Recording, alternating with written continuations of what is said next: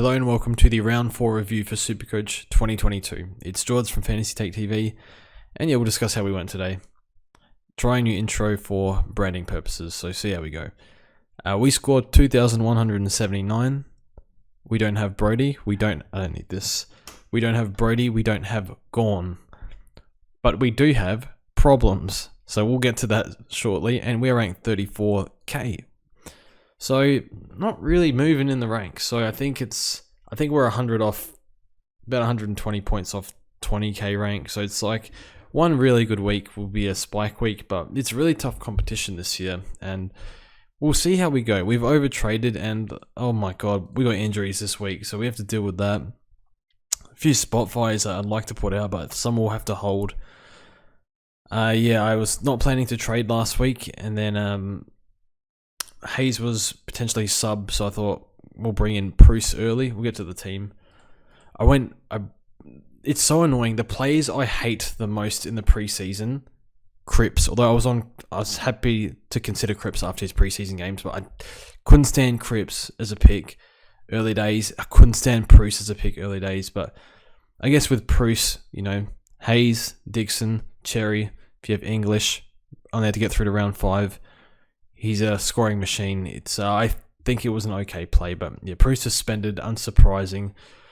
I just felt like it was the play because we needed points, and didn't know if Hayes was sub or not. So didn't know if we could get Dixon to score or not. So I didn't want to risk it because Hayes was playing Sunday afternoon. So yeah, brought in Bruce, and he's suspended, but I think he'll come back in 1 week, which is probably good because he probably needs a rest anyway. So Phil Dixon this week, you would think he holds. He was nearly best on ground that game. So, and I think Hayes will play because Ryder might get suspended, but we'll get to that shortly. So we have money in the bank. We have 29 trades. Let's use 6. And in all honesty, if you want to look at my round 1 team, the team I started with, it is better than this current team. And I'm down 6 trades and more points than what we should have been. The only blunder I think was not starting McRae, and that was about it. I think everything else was fine. We had Gorn. We even started Brody, but I don't even want to talk about that. But round 1 overreactions, vintage Jordan doing that sort of stuff. But yeah, we'll go through the team. The team actually performed okay. I think it was Cripps really hurt, Lip a little bit down. Wits and Gorn went berserk.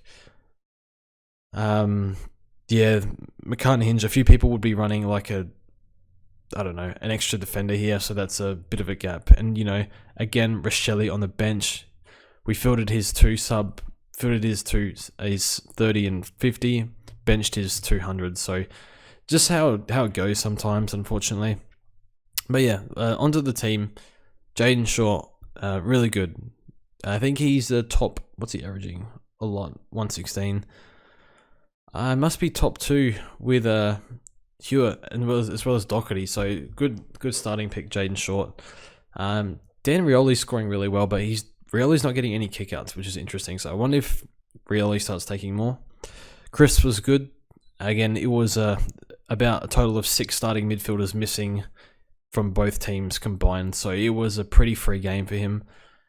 But yeah, would have hoped that he scored well, and he did. And he was on the bench for a long time in the first quarter for some reason. So maybe he was just stuck there.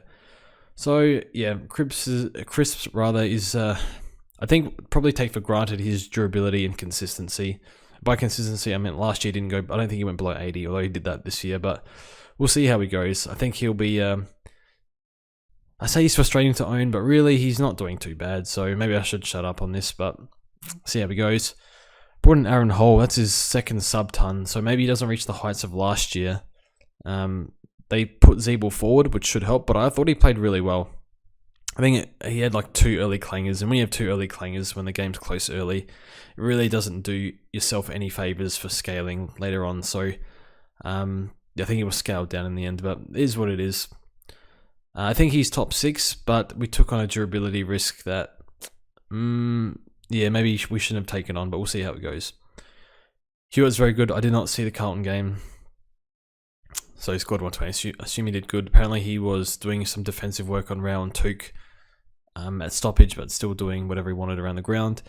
Now, Mitch Hinge was going okay. He had someone's knee went in his hip, something like that. So, see how he goes. I would not be trading Hinge if it's short term. It was like, it doesn't sound like it'll be long term. So, what is his break even?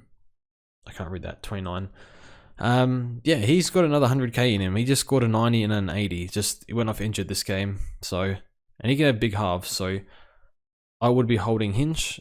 See how he goes. I'm more than happy to keep fielding him for the time being, but see how he pulls up.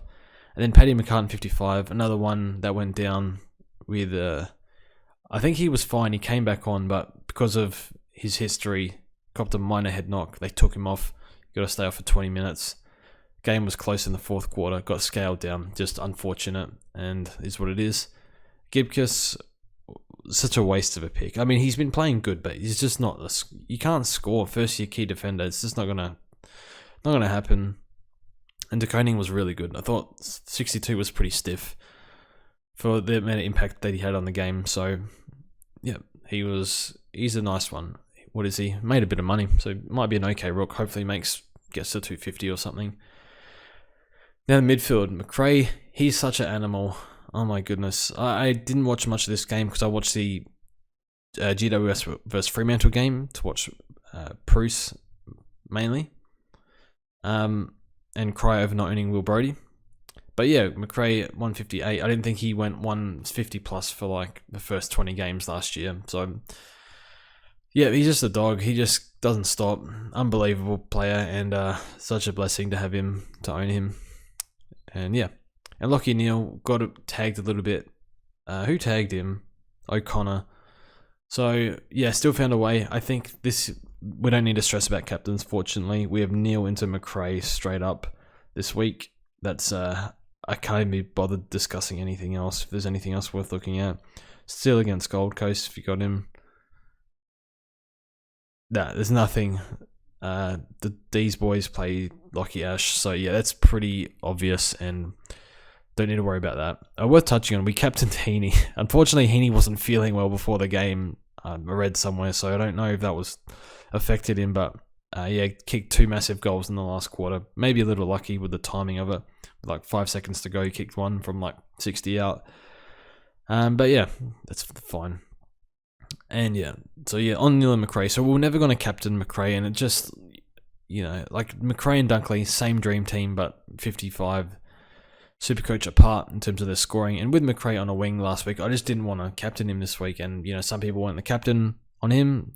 I mean, it worked, I guess, so it's fine. And it is McRae, but I was just worried that, he was a wing on team sheets. He was a wing on team sheets last week as well. Maybe they do some shenanigans with him. So, yeah, perfectly safe captain option for now. Tuke Miller, 105. I think his disposal was really bad. I think in the first quarter it was under 20%. So, nothing to worry about with Tuke. Move on. Expect him to have a good one. Who does he play this week? Saints. Saints have been leaking a bit, but Saints look really good this year. Really good. A lot of their young players, and their midfield's got a bit of a new dynamic as well. Max King doing really well. Paddy Cripps, my God. Moves heaven and earth to get him in for a 120 and a 40 and a trade out now. So apparently it was a high hamstring, so they don't know how serious it is. Usually you hold 2-3 week injuries. I want him out. This is just a load of crap. It's weird because the plan was, we didn't stick to our plan in the preseason. We kind of panicked and looked at the points and looked at how players were going. So in the preseason it was like, we expect Cripps to have a really strong month, but like he has in the past, maybe he slows down. His dribbling not that good. He had a soft tissue complaint last year with his quad on top of playing injured for 2.5 years basically. So he looked so good. He had a full preseason and then this happened. So given his history of injury, now we're reminded of it. I want out. So we'll figure something out. Pat Lip, 79. So with Lipinski, here's the thing. I don't know, with Lipinski, his contested game's just not... He's the size of a big-bodied mid, but he's more of a... I don't know, he's not an outside mid, but he's good in general play and in traffic, but in terms of winning the in and under stuff, he can't really do it. And if you're at CBAs, you should be able to do that. And he's not a strong tackler either. So again, we didn't see a strong sample of Lipinski at a high level going in. So we went early on Lipinski just because we liked him, because he looked good in preseason, but only got to see very limited stuff on him. And we got punished for it because he's not really playing overly well, but he's still scoring okay. I think with Adams and De Goey back, that should help that midfield, because I think their midfield kind of got smashed by West Coast, I think. And Nick Natanoy as well was kind of a handful as well, even though Grundy played well. So we're stuck with Lipinski for now. I say that like a bad thing. He's still doing okay. I think he's averaging about 90 for us in our team. So, and again, he gave away a late free kick like last week, got scaled down like 7 points or something. So last week got scaled 10. So it is what it is. And then Matt Rao, I don't know what to make of this. 99 average, very dependent on tackles last week. It's weird because, like, where is he at the moment? Was that form that we saw a few years ago, is that gone? Because he's still struggling outside of the contest a bit. So, yeah, maybe the injuries have really hurt him. I don't know. So break even is still like 60 odds, so I think he'll probably be offloaded soon, but we'll just see how he goes over the next few weeks. And then Horn Francis was really good. I'm not sure if he ran out of legs in the last quarter, but the first 3 quarters was exceptional. And then Nick Dacos, well, when we end up, Dacos probably don't need to trade him to the buy rounds, but whenever we do trade him, whoever we trade him to, Dacos will probably outscore him down back. So we can swing him back if things work that way next week. And yeah, he's an unbelievable talent. Unreal. 91 average. Just crazy good player. Rochelle on the bench again. Here's what it is. Ward has been so disappointing. We've held the faith with Ward. We've persisted. We're 4 weeks in and it's just not working. 29 break even. So he can probably make a bit more money. He's capable of a spike game, but I don't know. I didn't actually watch Hawthorn today, so maybe you need to watch some tape. And McDonald's been good. I think he's been better than Ward this year, but we'll see how he goes. So I think hopefully he keeps playing. But, you know, all of a sudden, you know, I'm thinking Lipinski's going to get to 500, Rao's going to get to 500, Ward 350, McDonald 300. All of a sudden, it's like it might not actually happen. So we might have overestimated our cash gen, but still, like, Nick Martin's going to be great. Cherry should make a bit more. Yeah, Horn Francis takeoffs will be really, really good. And Rochelle's reset his break even, so we'll see how we go. And yeah, Hinge got injured. McCartan kind of stunted his cash growth, so might have to start going for value again like last year. We'll see. And then the Rucks, Grundy was really good. Bruce he beat Darcy, did a really good job. He's a good ruck. It's just shenanigans with him. If it's not injury, it's suspension. If it's not that, it's something else. I think he was clutching his knee at some point and he was fine. It's just a nightmare. So yeah, trying to get away with him on field for a few weeks before getting Tim English or something. So we'll see. And yeah, in the forward line, Dunkley really good. Apparently his ball use was terrible or something, but looking at his stat line, it's did not look like a 100 game, but maybe it was because of ball use. Isaac, unbelievable. Number 1 player in the league right now, according to AFL player ratings. Yeah, unreal. Now, Zach Butters, I don't want another problem, but this is potentially a problem. So, not going to trade Butters, 250s in a row. What I saw the past 2 games is he's not winning it in and under. He's a bit more forward as well. And he's a bit more on the outside of packs rather than the inside of packs. I don't know if that was because of the injury, because Sam Pepper hit him last week. I don't know. And that's at the end of the day, he's a 4th-year player who's never been a premium for a full season with durability issues. But we know his talent is unreal. We know he's got a great work ethic. Heard great things in the preseason about him. And he's shown a great ceiling. So yeah, to expect that this pick would be smooth sailing, I think was probably a bit wishful. And I had him at F2 for the start of the year behind Dunkley, and he's not. I don't think he's even top 6. We'll see how he goes. He's definitely capable, but reliable options like Taranto and English should be better than him. So we'll see how it goes. And Cog 64, it's whatever. We'll just assess this pick in like 5 weeks. Was probably more forward this game, so yeah, happy to hold. No reason to trade. And then Cherry was off the ground a lot. I think he was getting his face looked at, came back on, then the wound opened up, went back off for like 20 minutes. And yeah, it was good Dream Team, bad Supercoach. So I think it was like 60 something Dream Team for missing a hell of a lot of game time, so that's whatever. Durden was out, we fielded Martin, so always happy to field Martin. Went missing for patches, but when he got the ball, he always made something happen, so he's a really good find for Essendon, probably leading their, I wouldn't say leading their best and fairest, but if he played every game, he would be top 5, I think. So this week, easy captain, vice captain, Neil, C, McRae, have to field Dixon or Hayes, see if Hayes plays, captain Bruce. Witts is a tough matchup for Rucks. Witts is too tall for Hayes, so I don't think Hayes will get any points on the Rucks against Witts. Dixon was good. Ladhams is a lazy footballer. Maybe we field Dixon this week. Yeah, Dixon's been alright. Hopefully he gets named. You would think that they don't drop him, given how good he was, but the vibe from what's it called? The coach of Adam Simpson was saying that we'll give him another week. We really rate Bailey Williams high. We'll just leave the captain on McRae for now. So our trades for this week. Oh boy. Are we going to use more trades? Are we going to boost again? I hope not. Here's the thing. O'Driscoll, I think, needs to come in. We need good money makers. He's going to be a good money maker. Cripps has to go. And I want Will Brodie. And I don't want to go backwards in premiums. So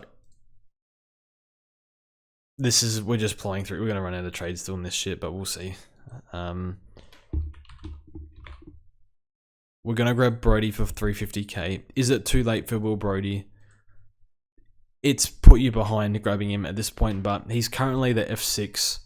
Yes, Sarong has to come back. Yes, Fife has to come back. But he is their second best mid right now, behind Brayshaw. 21 contested, 120 average in the VFL.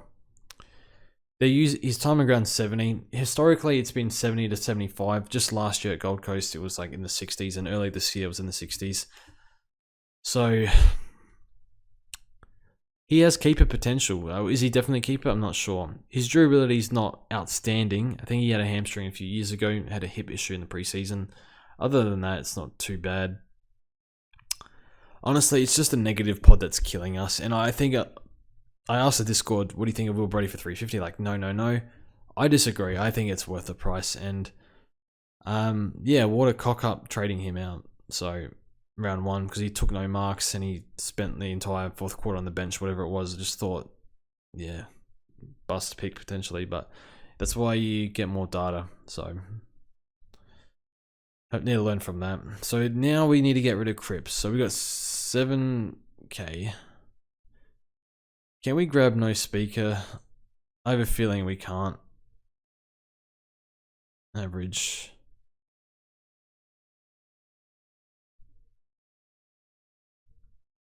No. I haven't actually looked at this, so we'll play around with it. I don't think we'll do this. We might. Interesting, Rioli's 420k averaging 97, but his kick-ins are really, really low. So it's like, I don't see it being sustainable given that, but apparently he's been good this year. Say we do O'Driscoll, right?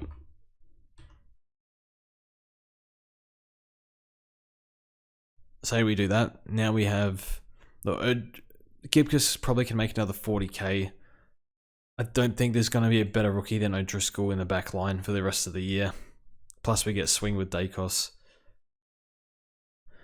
We'll see how we go. So that means 580k for a mid. I don't want to trade Hinge. That doesn't get us anything, does it? Short of Petrarca. Taranto. Mills we're short of. Lions, no. This doesn't really do anything for us. What do we do here? We could run an extra defender. Okay, we can afford everyone. So let's have a look at this. Doherty. I don't know if I want to pay 570 for a defender because it's going to be tough paying up. We're going to pay minimum 580 to 650 for all the mids. So plus his durability is not great, but he's scoring really well. It's interesting. I watched on the Blue Abroad YouTube channel. They had a Carlton training match sim for about 20 minutes, and I watched the whole thing. And this was in the preseason, and the Carlton defenders just chipped it around non-stop. And you can see Doherty, Sard, and I think Williams scored 130 this week. This is what they're doing back there. They're rebounding a lot. They're switching a lot. It's they're using the defenders a lot back there. So I don't think he'll go 125. I definitely think he can go 115 plus. I think he's D1 at the moment. As in for the rest of the season ranks. I think he's about D1 along with Short and Hewitt. Or probably top 3. Cleary, no. We have these two, which is good. Now Jack Sinclair has hamstring issue last year. We already have Hall. We are not going for that, unfortunately. And his dribbling is not that too bad, and he's playing really well, Sinclair. But we've already taken on durability risk with Hall. I'm not taking another one, and I think it's maybe being overly cautious there because he plays most games every year. But yeah, I think we'll just let that one go. Sard. Yeah, been good. Not sure. Was pretty poor last year. Was playing, I think, through knee soreness. I don't know. McGovern, no. Dawson. I feel like he's scraping these scores every week. I don't know. 540k. Houston, no. Stewart, too expensive. Cummings been pretty good this year. Do I really want another GWS player though? You know, I actually don't mind this one. He had a hamstring issue 3 years ago, I think. 2 years ago. Broad, no. May, nah. Here we go. I think Sicily's the one. Because he's value. I think we need to go for value. And here's the thing. Sicily's currently D16. How many of these are ahead of him? Probably not May. Probably not Broad. Maybe coming. 1, 2, 3, 4, 5, 6, 7, 8, 9. So maybe he's around D9, D10. And for 470k, we'll do that for now. Oh my god, we've done another boost. Oh, that's not good. Interesting. We'll see how we go. I think we'll try and not boost this week. We'll see how we go. But I feel like we need... SC website's gone very slow for me this week. Yeah, I feel like I've been talking to myself for the past 5 minutes, but that is what we're at right now. We'll see how we go. In terms of finishing the team, defenders... Well, I think we'll just run Dacos at D6 when we can get him there. And then pick someone during the bye rounds. I'm not sure about Jake Lloyd. Jake Lloyd's not scoring super well at the moment without massive kick-ins. Stewart's good. Doherty's probably the one, but maybe we'll go for him post-bye when the durability risk lessens because there's less time to go. Mids. Steele, Oliver, Petrarca, Brayshaw, maybe Marcus. Probably missing somebody. Ruck's gone. Forward line, English, Taranto. Although probably keep Brody, but we'll see. So I think that's now it's all about cash management and getting those players in. So I think we've gone for value in Sicily. I think he's been really good this year. Scored well with everyone in the team today. Yeah, we'll see how we go. So hopefully Sicily can go 100-ish. I think he can, but we'll see. So anyway, thanks for watching, and we'll see you guys next time.